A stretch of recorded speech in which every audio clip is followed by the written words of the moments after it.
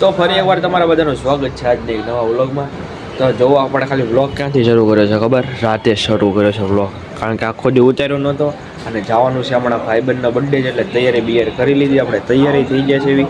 હાલો તમને એના બધાને લઈ જાઉં, જોજો, કન્ટિન્યુ રહેજો તો વ્લોગમાં. તો મિત્રો હવે આપણે આપણી ગાડી લઈને નીકળી જાય છીએ બર્થડે પાર્ટીમાં જવા માટે. સ્પેશિયલ ગાડી લઈને જોવો તો અમારે 3 ગાડી લઈને જઈએ છીએ. મને મારો ભાઈ જેવી છે ને બીજા આગળ જ્યાં છે અને બીજા હજી પાછળ આવે છે. તો તમને મળાઈ રહ્યા છે જો અમારા બર્થડે બોયને. એક છે ઝાકી છે, અમારો બર્થડે બોય છે. બર્થડે બોય સારું છે ને?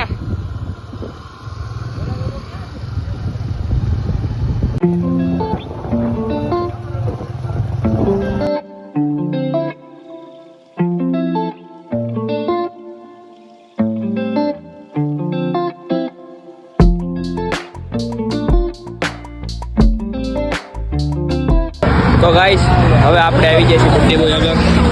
કેમ છે ભાઈ? સારું ને? Happy birthday. લાવો પાલડી કેક પણ આવી ગયું છે. આ બધા મિત્રો પણ આવી જાય છે. હવે કરવાનું છે કેક કટિંગ. આ ભાઈનું બર્થડે છે.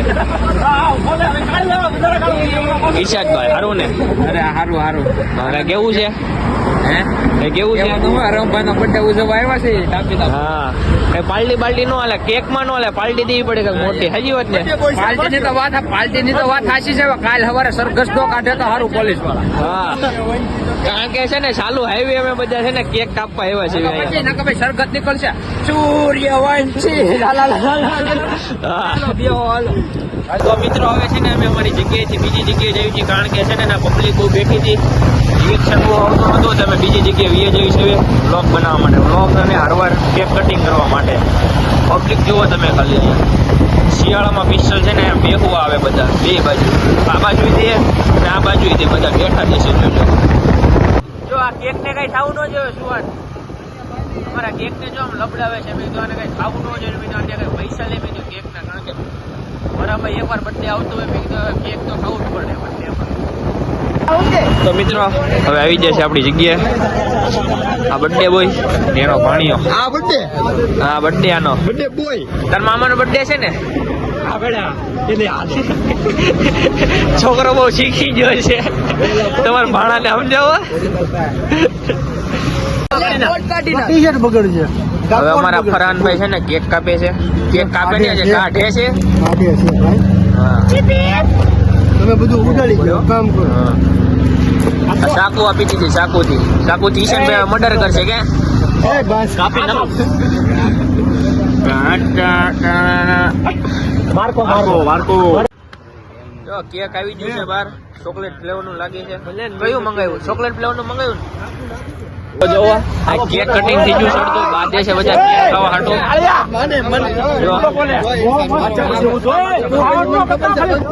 તો ફાઇનલી મિત્રો હવે કેક કટિંગ કરી લીધું છે ને બહુ બધી મજા કરી લીધી છે. બધા એકબીજા ઉપર ફોટા પડ્યા હતા, ઈંડા બીટા બધું ફોડ્યું બર્થડે બોય ઉપર.